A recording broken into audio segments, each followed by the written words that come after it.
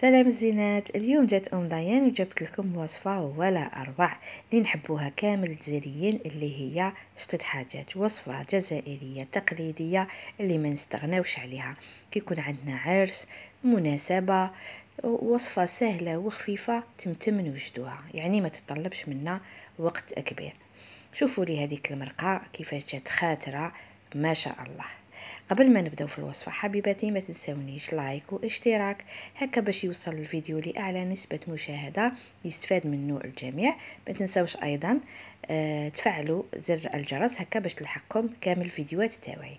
والان نبداو على بركة الله. اول حاجة في هذه الوصفة واش نحتاجو؟ المقادير تاعنا. هنا عندي كمية تاع الثوم، شطيحة تاع الدجاج تحب الثوم، عندي ايضا نص حبة بصل كنت سكرفشتها، وعندي ملعقة تاع طماطم، ملعقة صغيرة، وعندي الحميصه للتوابل، فلفل الكحال ما نديروش بزاف، نديرو شويه، هي في الاصل ما تجيش فيها فلفل الكحال، مي معليش انا درت شويه برك. فلفل عكري، فلفل حار، وعندي الكمون والكركم.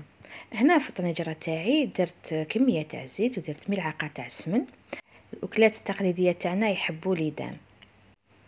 بالنسبه للدجاج تاعنا البنات، شطيحه تاع الدجاج تحب لي كويس، يعني تجي بزاف بنينه بهم، عكس لو بلان يجينا ناشف، يعني ولا قدرتوا ديروها بلي كويس يكون من المستحسن.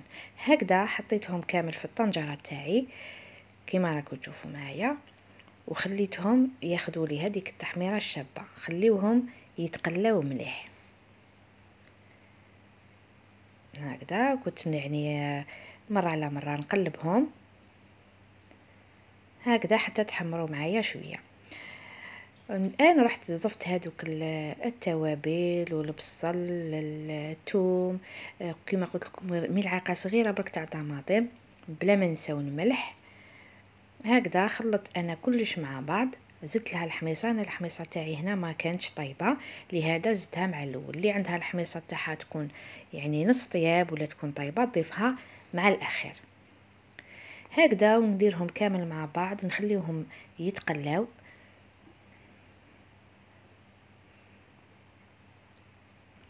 هنا نقصوا للنار، تزيدوا ايضا كميه قليله برك تاع الماء هكذا باش ما يتحرقوش برك معايا التوابل، وخليت الكل يتقلى مع بعض. هاد الشطيحه يا البنات قد ما نحكي لكم على البنه وعلى الروائح لم يطلعوا منها، لازم حتى تجربوها. هاد التشكيله تاع التوابل عطاو لها واحد الطعم وواحد الرائحه تتشميها من برا، شطيحه دجاج وعليها الكلام. هكذا من بعد مرقتها البنات، واكيد الماء لازم يكون سخون، وخليت خليت حتى هذاك الدجاج حتى يطيب معايا. وهنا كان طاب معايا الدجاج.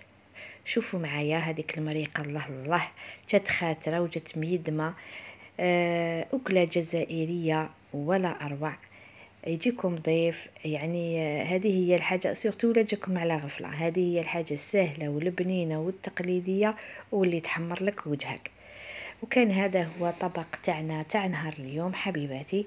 درت لكم شطيحة دجاج على اصولها وعلى قانيها، نتمنى انها تكون نالت اعجابكم.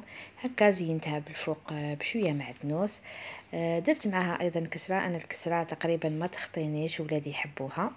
بلا ما نساو فاكهه الرمان اللي فيها بزاف بزاف فوائد، زيد بزياده، يعني راهي مذكوره في القران، لازم ناكلو رمان رانا في وقته، ما لا نبروفيتيو منه. نتمنى ان الوصفه تاع نهار اليوم تكون نالت اعجابكم، وما بقى لي غير نقول لكم الى فيديو اخر ووصفه اخرى، ومع السلامه.